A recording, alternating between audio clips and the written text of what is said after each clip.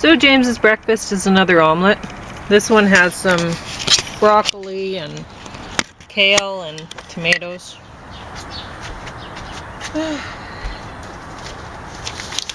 Doubt he'll like it as much. Anyway, I'm going to talk about the second part of this ancient civilizations of North America. That should be good.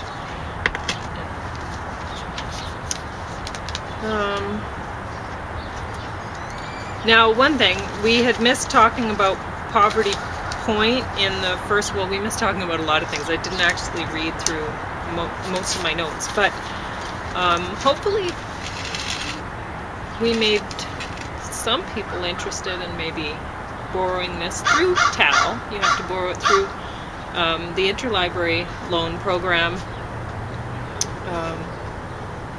in Alberta.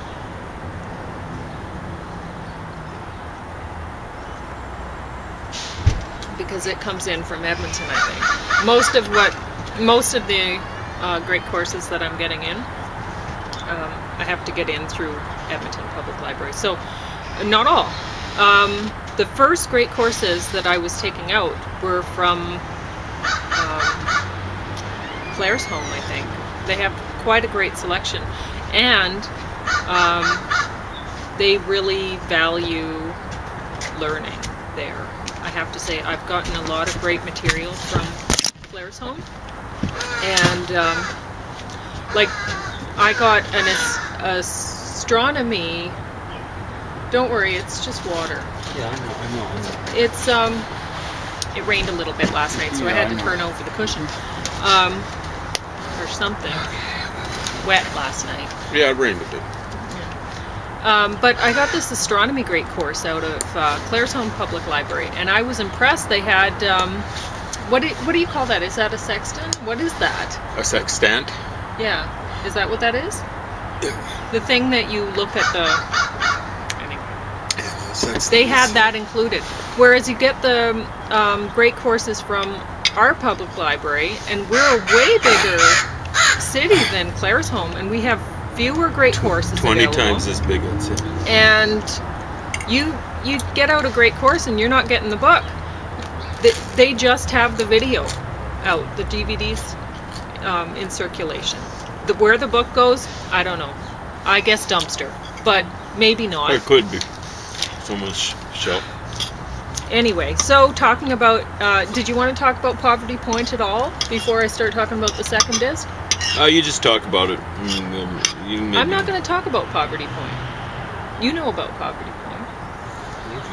Do you want to talk about it or no? Not right now. Another time. Okay. I've got to eat. Yeah, I know. Creation story. Three-tiered realm of man is in between two other realms. So that's pretty much universal in the Native American belief system, I guess. SECC phases, Mississippi culture, 1 development cult period 900 to 1150 CE, 2 southern cult period 1250 to 1350 CE, 3 attenuated cult period 1350 to 1450 CE, 4 post-southern cult period 1450 to 1550 CE, 5 historic period 1550 to present. The first period has square cross, long-nosed god, and swastika symbol. Second period, after the fall of Cahokia, bilobed arrows, striped poles, warriors, chunky players, paisa's, and birds of prey. 3, same art styles as previous one, but mainly local materials used and local themes. 4, regional diversity. 5, religious symbols breakdown.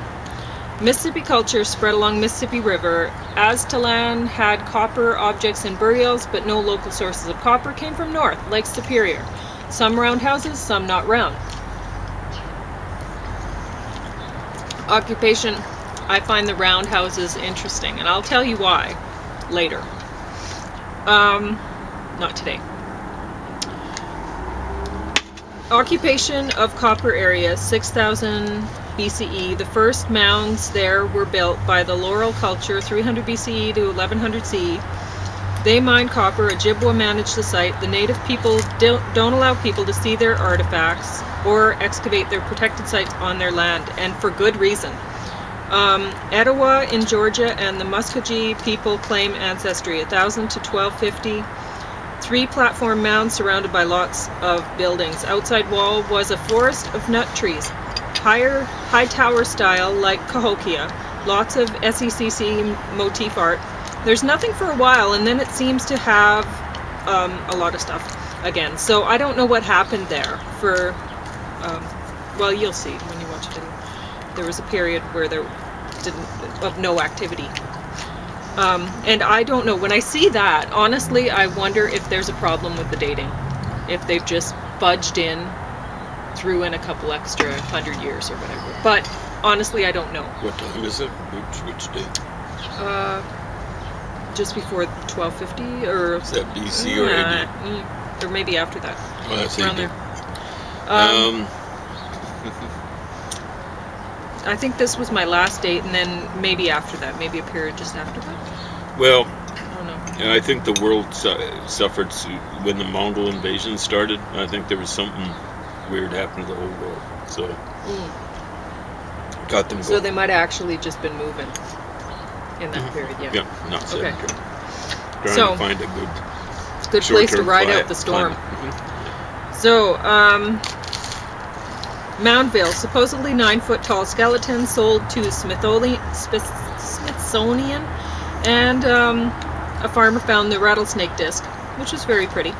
And there were a lot of skeletons of giants that were supposedly sold to the Smithsonian, and some say that the Smithsonian destroyed the giant skeletons found. Others say the skeletons were a hoax. But who can know now? Anyway, No. 29 I mounds wouldn't across trust 320 the acre. Smithsonian. No way, I trust wouldn't either. academics. 320 acre Central Plaza. Like they were saying at one point that those Cahokia people were on average 5'6" or something like that. And they were saying the skeletons, no. But I don't know. I mean, I don't know if I wrote it down. We'll see. I'll see if I get to anywhere around there. So, woodlands period. Early woodlands, 1000 BCE to 200 BCE. 2 middle woodlands, 200 BCE to 500 CE. 3 late woodlands, 500 CE to 1000 CE. 4 Mississippi period, 800 CE to European contact. Woodland less permanent, but Mississippi more permanent. More pottery, more corn production, and more violence. Post-planted 7 foot deep, 1200 CE to 1300 peak. By late 1300, city nearly abandoned. Moundville, 3-tiered social structure. Status could be inherited, not earned. Spiro Mounds, trading center with network from coast to coast. Spiro turned Mississippian in 900. There was a chunky court. Craig Mound, 35 foot tall, land bought in 1800s, 30 copper axes with wooden handles carved to look like birds. So much looted. The worst looting in North American history.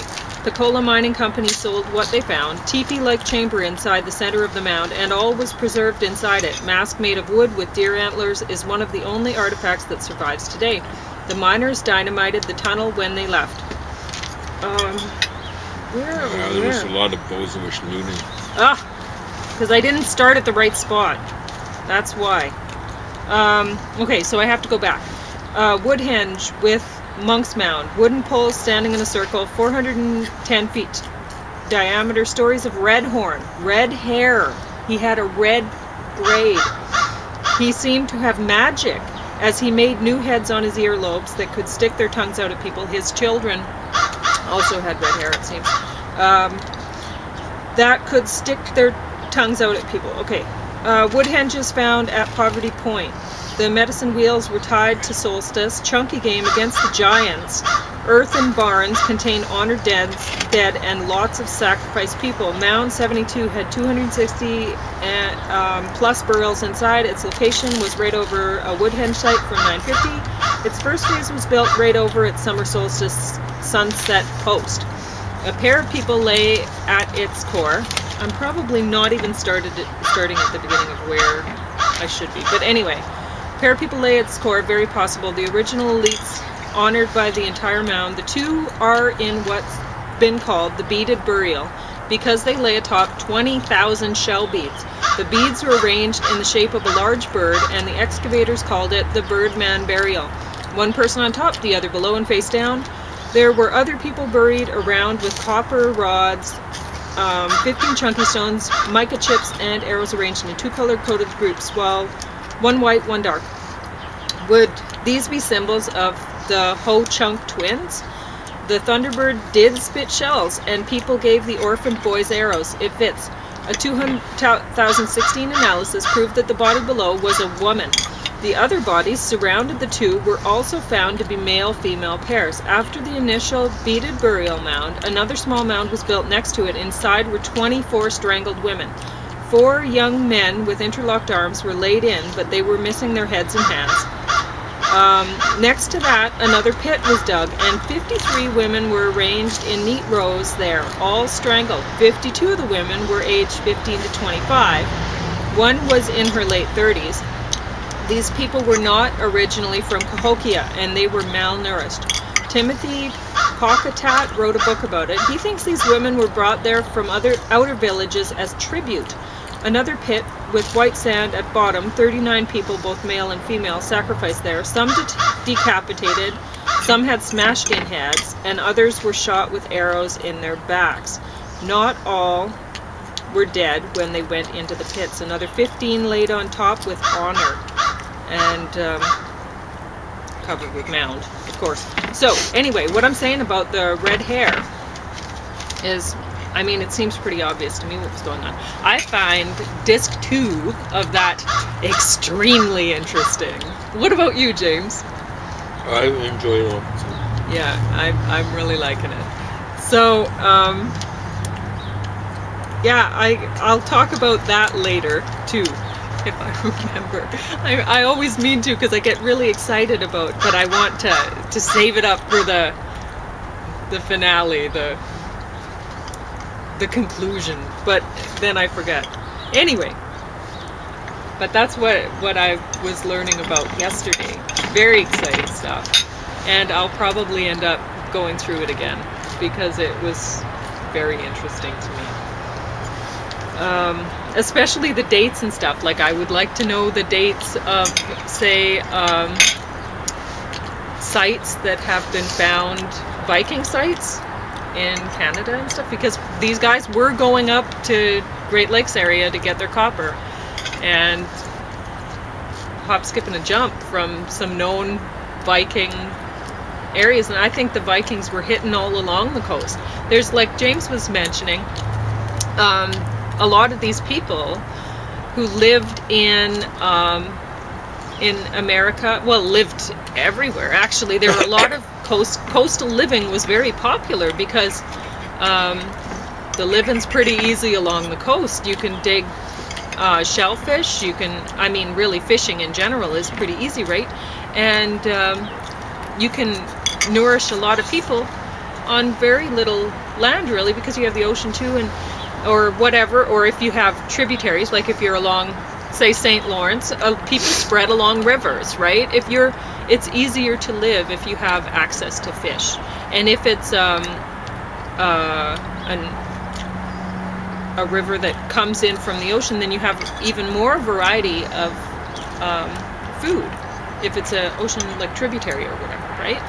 So, and more access to, you can get out to the ocean if you want to. Anyway, because, so what was I going to say about that? Sinking? No, Vikings.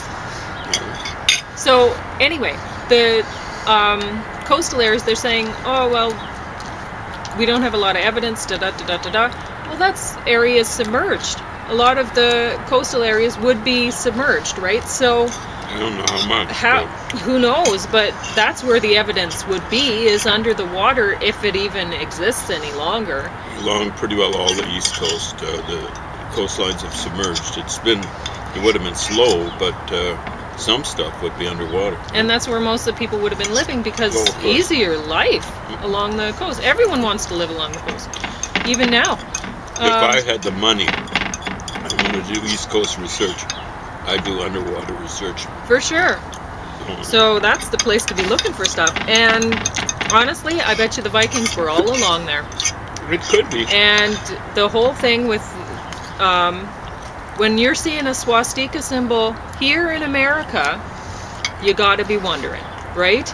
And when you're seeing stories about red-haired people and giants, the Vikings, way bigger than 5'6". So It wouldn't be anyway, as big as modern times, but people around there tend to be the tallest in the world. So. yeah. So maybe not 9 foot, but that might have been a bit of an exaggeration. But still, they'd be tall. They'd be. If you have a group of people that's on average 5'6", you come across some Vikings, they would seem like giants. And they were brutal. They were having to fight these guys, right? These great big giants. And it looks like a little bit of the blood mixed in. And a little bit of the culture. Honestly, as far as I'm seeing it, there was Viking contact. Maybe. Definitely.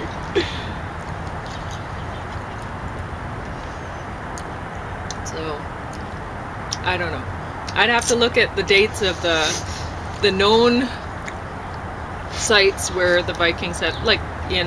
When do those red things occur? I want to look at the disc again and keep Exactly right. close tabs of the dates. That's when I started writing down dates, as I'm like, wait a minute here. This seems obvious to me because, as far as I know, the swastika came from India, didn't it originally? All over the place. Well, it's spread So, all over the place. I guess, yeah, you don't know. You don't know where it comes from. You know it's all over the place. And you try to trace back, well, where originally. Who knows? Well, we were in our historical linguistics class. The professor is a Native American study professor. He brought in we're looking at historical linguistics. Yeah. And the first historical linguistics really was done on Indo-European and was done by a Sanskrit scholar. He apparently messed around with 28 languages. And this is over 200 years ago, right? Yeah. So this professor brought in the Hindu expert who knows Sanskrit. And he showed he's very good. The guy who teaches Hinduism is good at a variety of different things. But one of the things he's very good at is PowerPoints. He specializes in Hindu art. So there was one thing that showed the swastika. And the Blackfoot kid in the class said, hey, that's one of our symbols. Yeah. And it's just a vortex. Would say a whirlpool. That's what a swastika is. A swastika is a stylized whirlpool, right? It's stuff that goes this way as it's going down or up. Yeah. So it would be a natural motif, I think. So I wonder if you were having to, say you were practicing witchcraft or one of these, if you'd have to write if you were using a swastika symbol for something or whatever, if you'd have to write it backwards in the southern hemisphere. You got it. Yeah, I bet you would. So you're, like, all sorts of things would have to be backwards, right? Well, and the stars would be different. The God, stars that are would be a monkey of a job, trying to get around that. Trying to figure it out. Yeah. If you were really into that sort of thing and trying to live in the southern hemisphere. It's funny how it's divided, though. Where it'd be weird is like when you're in the jungles of Africa, Yeah. the jungles of South America. But most of the world, it's a huge situation. Yeah. I mean, you think of the northern hemisphere here. You'd have to be walking your circle counterclockwise to start your magic circle, rather than clockwise, if you were in the southern hemisphere. Yeah, so there are lots of people in Fahrenheit who live basically on the equator. And they'd be traveling around. I don't know what they have to do there. Anyway, The stars switch for them, but in a different way. They kind of go this way and over. interesting. But, yeah. So they have two summers. Are you even using the salt? Should I No. bring it out? Yeah, it's best if I don't. Got a bit of high blood pressure, right? Oh, yeah. Anyway, in the tropics, you get two summer, where the ecliptic, the path of the sun and the stars, the planets, I should say, take that go over you.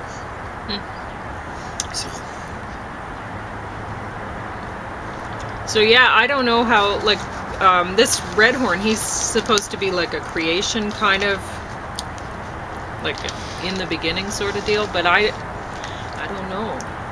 I'm wondering. There's all of a sudden some periods of violence and stuff. When was that?